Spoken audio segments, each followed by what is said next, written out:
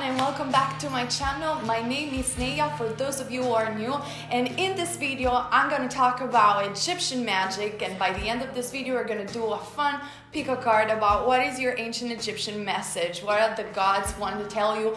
As you can see, I have tons of ancient Egyptian items and oracle decks, and I'm so excited to share my knowledge with you guys because this is absolutely my favorite topic. So if you're interested, just keep on watching.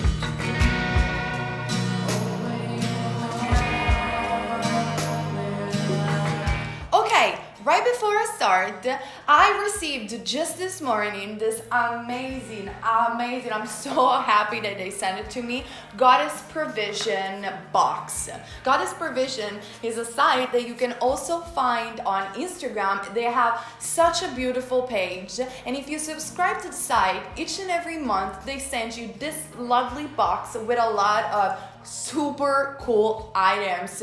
Honestly, I asked a prayer to the universe, to Isis, by the way, and I explain everything later about my manifestation process. And you know, I was watching and scrolling Instagram, and I was seeing all these boxes, you know, the witchy boxes that they send you, and nothing really resonated with me because I wanted to have a box. And by the way, I wasn't paid to say this. I actually really love this brand. I just never find some boxes that had tarot cards in it or oracle cards, you know, that wasn't aligned to what I believe. And then all of a sudden they sent me this box, and I was like, that's like manifestation goal. I can't believe it, because honestly, I wanted to subscribe to some of this site for such a long time, and I'm so happy that Goddess Provision sent me this box and I can finally be one of them because it's amazing. And I just show you briefly what they have. Again, you can check in the info box down below the link to the site, their Instagram, because it's beautiful. And basically what happens is that every month, after your subscription, you receive this box. Every month, obviously, the items change, and they're all vegan and natural and organic, which for me is something that it's majorly important. And just the name, the goddess, I mean, let's talk about the goddess later. And what I received this month was this oil of abundance, and this is so much in theme with what we're going to talk today about Egyptian magic, because they used to use oils so much, and I made my own oils for abundance, prosperity, for love, and I'm gonna tell you everything about it. But in this box you get it already. You don't have to make them. So I have an abundance oil, I have a spray for my yoga mat, I have this soy wax with a crystal on it to purify my environment that I can lit up. It's like a candle. It smells so good, like of lemon. It's like so pretty. And then I have this clear crystals that I usually use for my cards. As you can see in there, I have these crystals over here to purify my cards. And then there is this beautiful gem necklace. And my favorite thing of all is the mindful, I hope you guys can see it, the Mindful Wealth Abundance oracle cards. Like, they gave me a oracle deck in the box. You can see the deck is here, and on the other side, you have the description of the meaning of the cards. So if you're not like really familiar to use tarot cards or oracle decks, that's so cool that they give you this oracle cards that you can pull each and every day just to see what the day it's going to be, or just message of abundance. I mean, that's just lovely. So again, a big shout out to Goddess Provisions. Please check their site. I think they're the best subscription ever. They're so aligned with the law of attraction, with the goddess vibes, Egyptian vibes. So cool. I'm so happy, and I can't believe this is like manifestation. It just dropped on my door today. So I'm super happy, and I'm super happy to try each and every card and to use them for my pick-a cards too. Okay. Now that I told you this, and by the way, it comes also, I forgot, with the card where you can see the meaning of all the items and the values of the items as well. And look at that, we have an Egyptian eye. I mean, this is perfect for this video. But anyway, today we're going to talk about Egyptian magic, and like I said, at the end of the video, we're going to see a bit what is your message for the month of January, or a timeless message, what the gods, the ancient Egyptian gods, wants to tell us. I've been passionate about ancient Egyptian magic, but not only magic, ancient Egyptian knowledge since I was a child. I used to go around the house screaming to my mother, I am an Egyptian, I don't know what I'm doing here, I'm an Egyptian. Probably related to a past life, who knows? So I really studied a lot, as you can see from some of the books that I have here, Egyptian knowledge. What we know about Egyptian magic? Well, first of all, we have to really dive deep in what is the ancient Egyptian, what the society of ancient Egyptian used to be. Ancient Egyptian was such an advanced society. They were healers. They were advanced in the laws. They were advanced in techniques that they have. And religion and magic were strictly bound together. They weren't different. Magic was a daily practice in everyday life, from the high priestess and the high priest, from normal common people. And what I think, because I'm going to resume everything in a nutshell, otherwise the video will be too long, but please buy one of this book, Ancient Egyptian Magic. You can find it on Amazon, on Kindle book, if you want to dive deeper into the history of ancient Egyptian and ancient Egyptian magic. But what to me ancient Egyptian used to be, they used to be manifestors, literally, like Atlantean. They had the knowledge of the laws of the universe. They know how to govern and to control, but manipulate, if you want, in a way, the energy of the universe. In fact, there is this famous tablet that is legendary called the Emerald Tablet, which contains basically the Hermetic knowledge, and it says to be written by Hermetic Trismegistus, alright? And probably was stored like in ancient Egyptian, or some copies were in the library of Alexandria that later was burned by the Roman Empire, if I'm correct. But anyway, this tablet stated something that is the basis root of every Egyptian and witchcraft practice, of every witchcraft practice in the world, and the basis of the law of attraction, which is as above, so below, as within, so without. Think about this, as in the universe, so on earth, as within myself, my internal vibration projects the outcome and manifestation around me. And this is something that Hermes Trismegistus wrote in the Emerald Tablet. But who is Hermes Trismegistus? According to the legend, Hermes was the ancient god of message and communication, and was related to actually the ancient Egyptian god of the scribes and the writings, which was Thoth. So apparently the Emerald Tablet, which stores the laws of the universe, like the law of attraction, was written by a god himself, the god of the scripture, the ancient god Thoth. How cool is that? They actually knew the manifestation process. They knew how to govern the laws of the universe. And that is magic. If that is not magic, what is magic? And so, according to that, obviously a lot of people that approach ancient Egyptian history or even ancient Egyptian magic practice are very overwhelmed with the pantheon of gods. But keep in mind, guys, that the pantheon of gods is so big because Egypt in the ancient times was divided by Upper and Lower Egypt. So some of the gods are even the same, but they were praised in different parts of Egypt. It's just too long to explain all the pantheon and all the mythology, but that's something that you need to understand. Like, for example, the god Bastet, the divine cat, is nothing but another face of the goddess Sekhmet, the lioness. They are the same goddess, but one was praised in Upper Egypt and one was praised in Lower Egypt, according to very historical myths and legends. And the pantheon begins with the cosmology, how the earth was created. In a nutshell, for the ancient Egyptian, the earth, the creation, was governed by a divine feminine principle called Nut. Nut began the creation in an abyss of water, of universal primordial water. And then Jeb and Shu, the air and the earth are created, and so the first gods. The first gods were Amun-Ra, the solar disk, the god of the sun that creates and balances the earth, the god of the sun that moves the sun each and every day at the rise and the descent of the sun. But not only him, they created the brothers and sisters, the primordial gods that were Osiris and Isis, lovers, divine counterparts, made by the same soul blueprint, we could say the ancient twin flames of that time.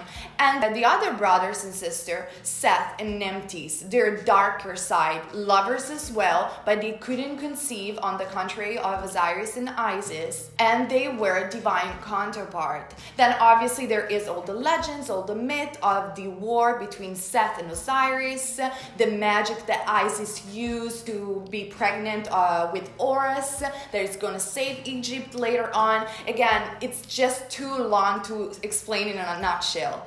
So what I want you to know, guys, is that the Pharaoh was so bonded with the gods. In fact, one of the last queen of Egypt, one of my favorite, that wasn't actually Egyptian, but she was Greek. She descended from the Ptolemaic dynasty, which was brought by Alexander in Egypt for the first time, Cleopatra.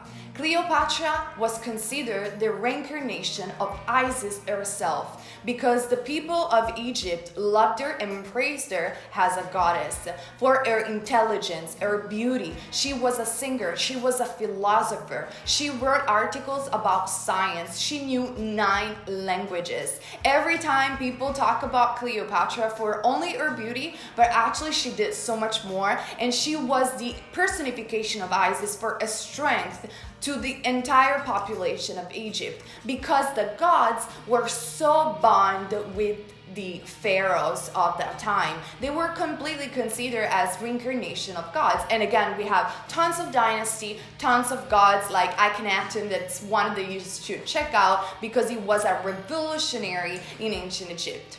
But now, what can we know and how can we practice ancient Egyptian magic nowadays? Obviously, the Library of Alexandria was burned, so the only formulas and spells that we have from ancient Egypt are the ones that are stored in some of the books of the dead. For example, here in Italy, we have in the Museum of Torino, the Museum of Turin, we have one of the most important papyrus of the Book of the Dead. But the Book of the Dead stores only formulas to travel the Duat and spells that can beat the demons and evil spirits, so we can go to the scale of Ma'at. Ma'at was the principle of justice. Again, it's just so big to explain, but she was the cosmic justice of the universe. And think about this, in the Book of the Dead, our heart and not our brain was scaled, and if it was found light as the feather of Ma'at, we could go on the other side and reincarnate. Otherwise, our soul was destroyed by a demon called Amut. So we have to behave good, behave well according to the laws of the universe, so we will pass the judgment of Osiris and Ma'at. And think about this for a second, then I will get to the modern practice of ancient Egyptians, of ancient Egyptian magic.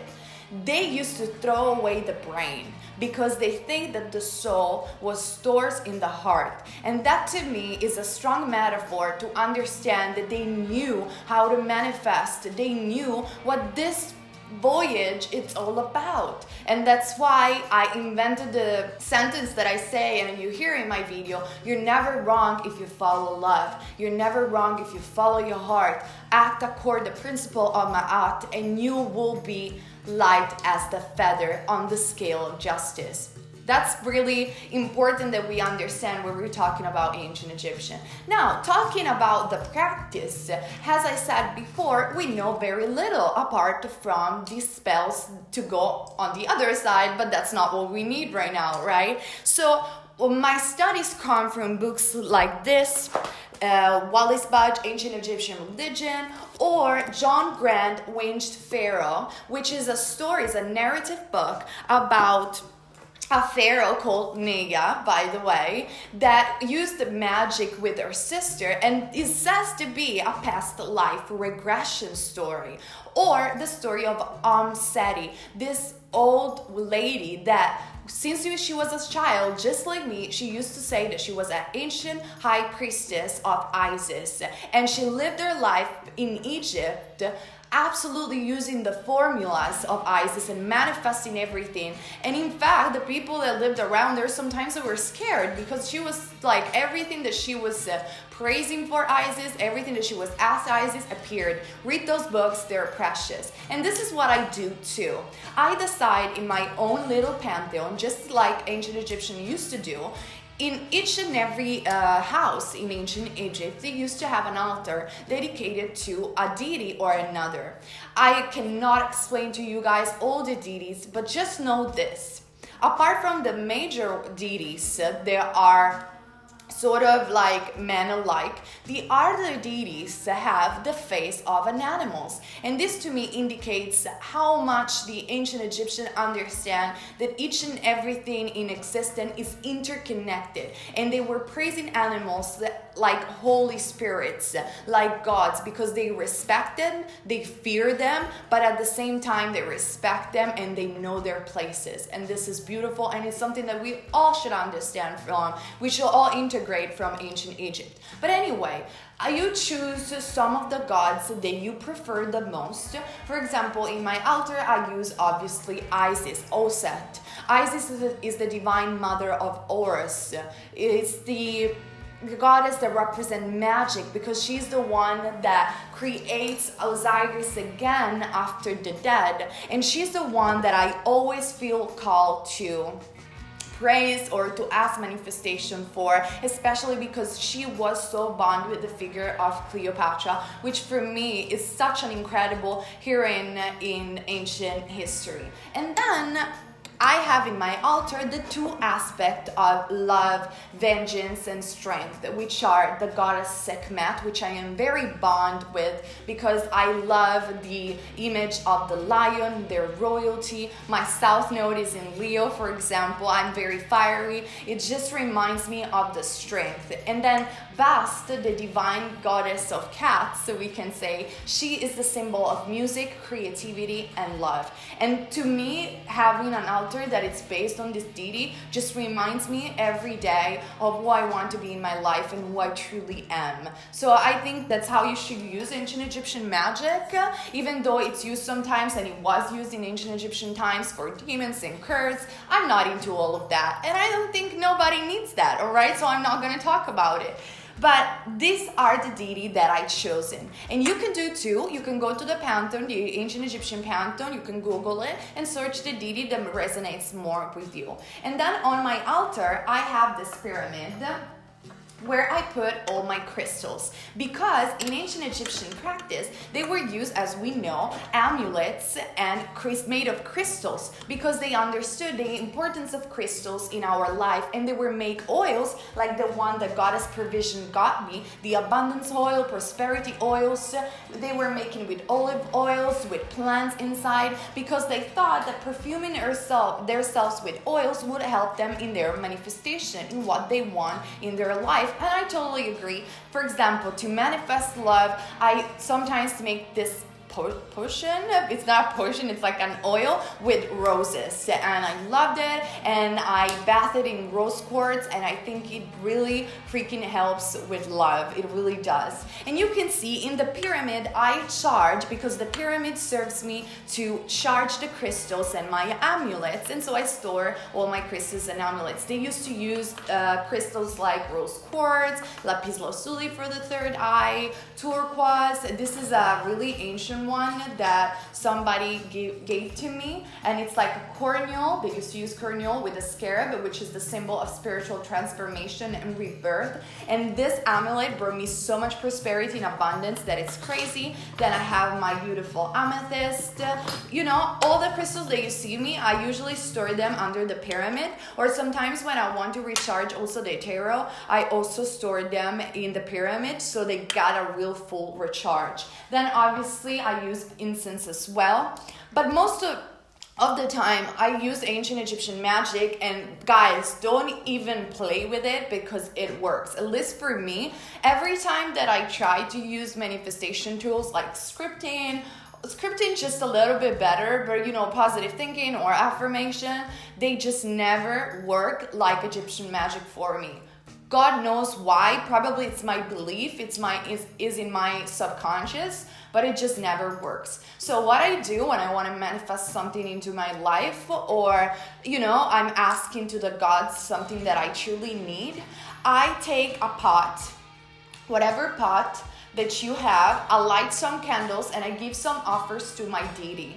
So, for example, if I have Isis in here, I can offer to her a necklace with a scarab or something like that, or a candle, an incense, or a little bit of milk.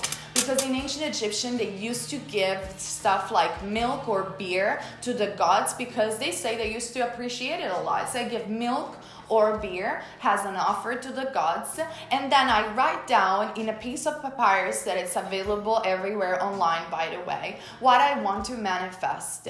And something that the ancient Egyptian taught me, even though the best will be to translate what you want to manifest with hieroglyphs and write it down with hieroglyphs, which is something that I do, but I understand not many people want to do that. But if you're interested, you can buy a book like this one to learn the hieroglyphs. I actually have a table in my room so I can remind myself of the hieroglyphs alphabet. But again, this is very advanced and it's very difficult.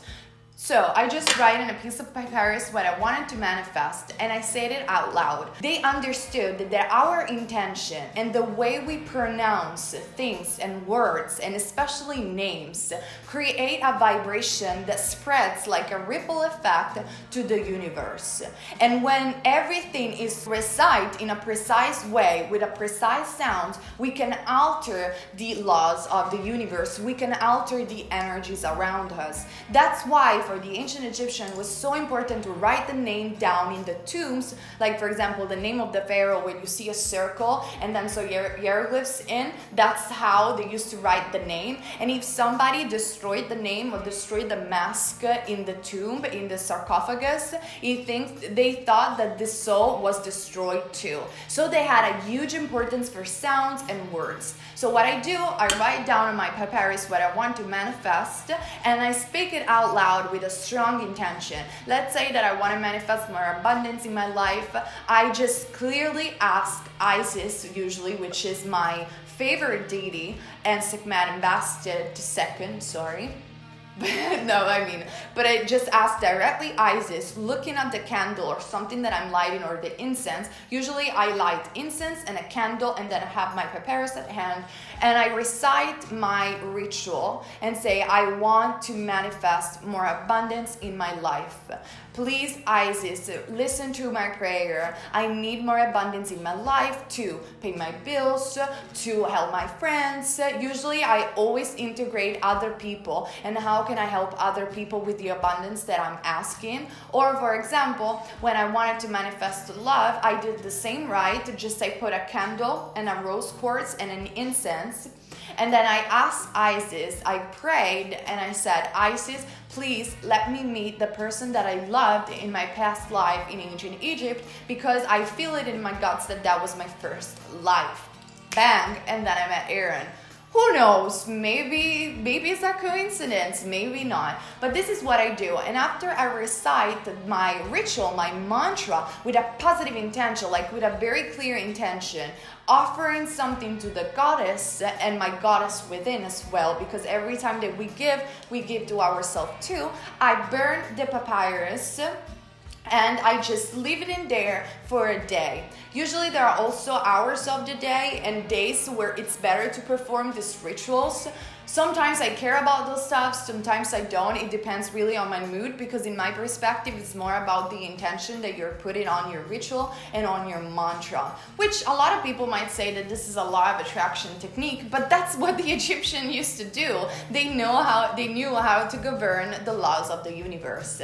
So this is what I do, and this is my practice. Again, I could stay here for hours talking about the ancient Egyptian, and I know Kemetism, it's a lot more in depth than what I just explained, but for the purpose of this video, I have to synthesize everything in a nutshell so you guys have a bit of inspiration and guidance in your ancient Egyptian practice. Okay, now let's do this funny game and let's see what the cards, my ancient Egyptian cards, has to say to you and what is their message for you guys for this January, or timeless if you're watching in another time or period of 2019 or any other year this video it's going to be watched. Again, my readings are timeless. So let's stick to the reading and see each other in a second. Are you ready?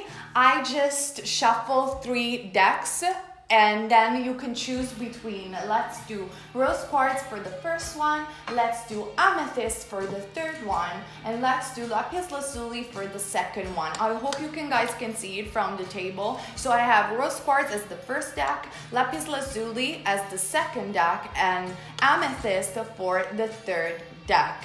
Again, I don't see the cards before. Check the timestamps down below to see where your deck is where the time is. And let's see what is the message from the ancient Egyptian god for you, for your life. Let's start with those of you who choose rose quartz, okay? I'm using only ancient Egyptian cards. And again, I have so many that I really have to choose some. Okay, we have the 5 of Swords, Gemini, Libra, or Aquarius. Now, this is the Nefertari deck, and in this 5 of Swords, I see basically somebody holding 3 swords, so some sort of separation, some sort of a heartbreak, and somebody else praising this egocentric person. So who are you praising? Why your heart is broken? What is happening? You feel left out in the cold, you feel a certain situation is unfair, and you just don't want to praise this person anymore. You want to get rid of this. Obviously, the situation could be switched to.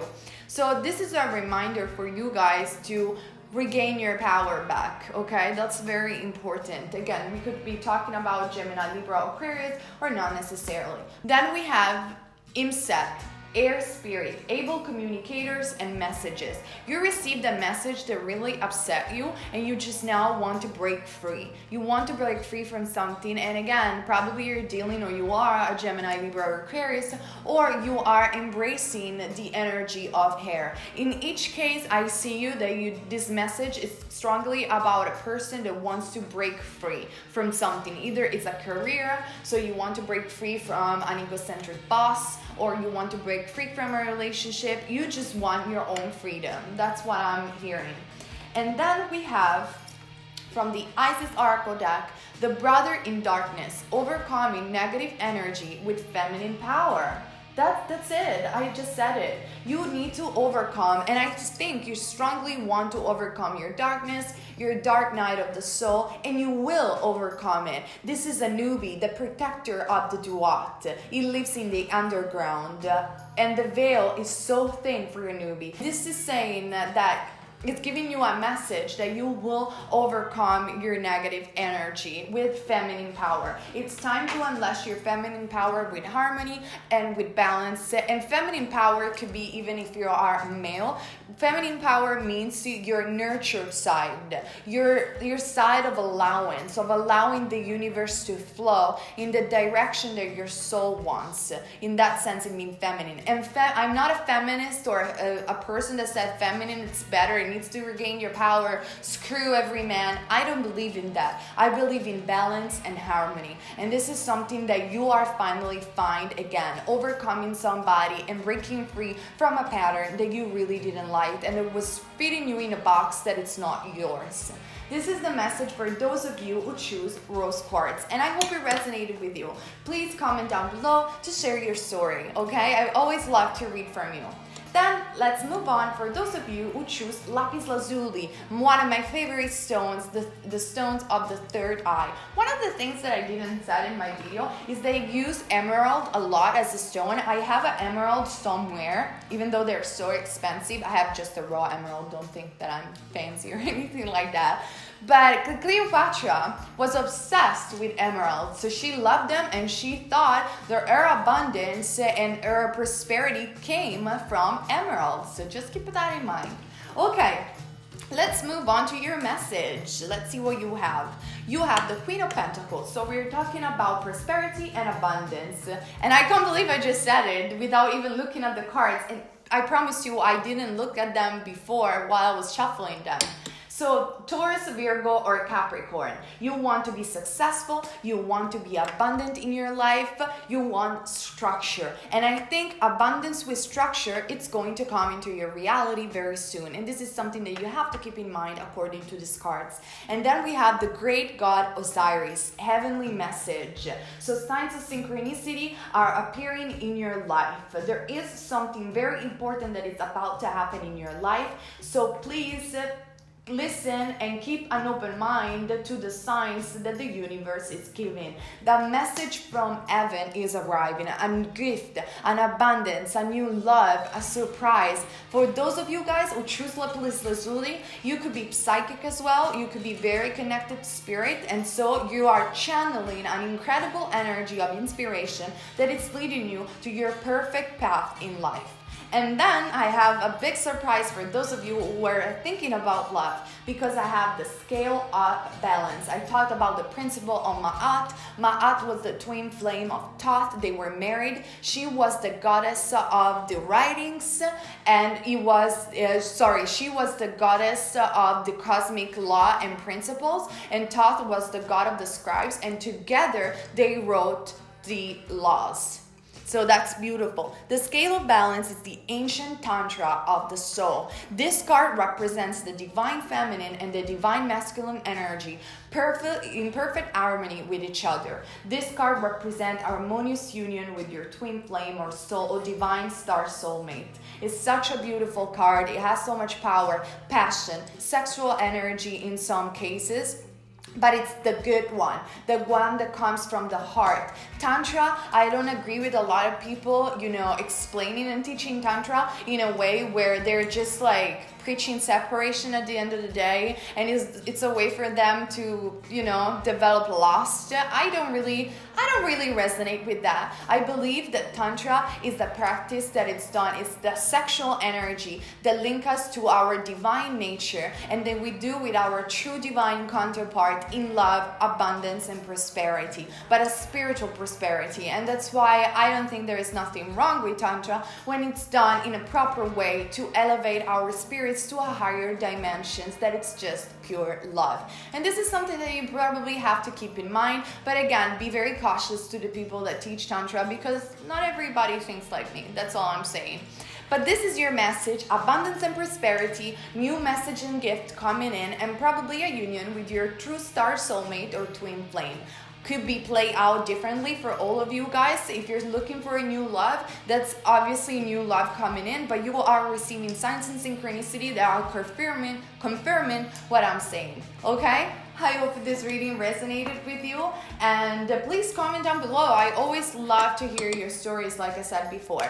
And let's move on for those of you guys who choose amethyst, one of my favorite stone, another stone associated with the third eye, or even the crown chakra, that it's purple, right? Let's see what is your timeless message. Okay, we have the Two of Wands, Aries, Leo, or Sagittarius. You are reflecting on your next move. You have some sort of inspiration in your mind, but you don't know how to plan things already. And I was just talking about this with my soul brother yesterday. He's so creative and he has so many stuff that he wants to do. But I said to him, you gotta make a plan. Like, creativity, it's great, but it's not enough, guys. Even if you have an amazing talent, that's great. I think you should be out there expressing your talents, but I'm a life path for structure, guys. And plus I'm a Taurus, you need a plan. So it's better to just sit down in the stillness, align with yourself and say, I want to write this book, I want to make this album. how can I do it? And then you make a 10 years plan, a 5 years plan, or even 1 year plan where you're going to do everything that you're going to put down in that list of plan that you're making. So you just know you're focused attention and you just go for it. That's my style, and that's something that I think you're doing or you want to do, and I invite you to do so, to make a 10-year plan. How do you see yourself in 10 years from now, right? And then we have creating and writing. The goddess Seshera, she's the goddess of creativity of all artists in the world. Whether you're songwriters, you're actress or actresses, you want to write a book. I feel my channel calls a lot of creative people, which I'm super excited about because I'm a creative person too, in a way, even with my life path 4, so I'm very structured but still very creative. So again, this is about how to do that creative thing that you want to do in your life. How can you creatively express yourself in a way that it's sustainable and concrete? Make a plan. That's your message. And then we have divine destiny. I freaking love this card. Path of the divine warrior. Baby, you're a warrior. You're never going to give up. I had this card too in moments of struggle, in moments where I was just like that. I was making a plan on what I wanted to do, but I didn't see the manifestation coming. It was just all in my head. I had that card and I knew that my destiny was unfolding. I knew there was something better and I will never give up. Sometimes I surrender, but I never give up. And this card indicates that you are a divine warrior. Your destiny, it's been already written by your soul. You choose it. And so if you feel called to do that creative things, this card is suggesting go for it. You're going to be incredibly successful, probably for a lot of you guys, or it just means that path, you're just heading north, so it's going to adjust itself. You are going to be at the right place at the right time for your soul evolution. So don't give up. Surrender at times when you're tired. Rest, aligned, but be your divine warrior. Your divine warrior is within you. You can do this. You can totally freaking do this. Okay? I hope this message resonated with you guys, and please comment down below to share your stories. Again, I love reading them. Okay, that was all for you guys, and thank you so much for those of you who are following me for a while. This community is growing so much and I love you so freaking much. Follow me on my new Instagram called Neyah Visions. For private reading, check my Etsy shop, the link is down below. And if you're new and you want to know more about Egyptian vibes, tarot readings, and spirituality, my earrings falls, please subscribe to this channel. Thumbs up if you like this video. And again, keep in mind, you're never wrong if you follow love. Bye everyone. If you like the music on the intro that I put on this video, please check my new album. It's here on YouTube, Spotify, and every digital music platform, and it's called Neyah with the Creator. And please guys, check them out because I'm a singer too and I love to share my music with you guys. Thank you.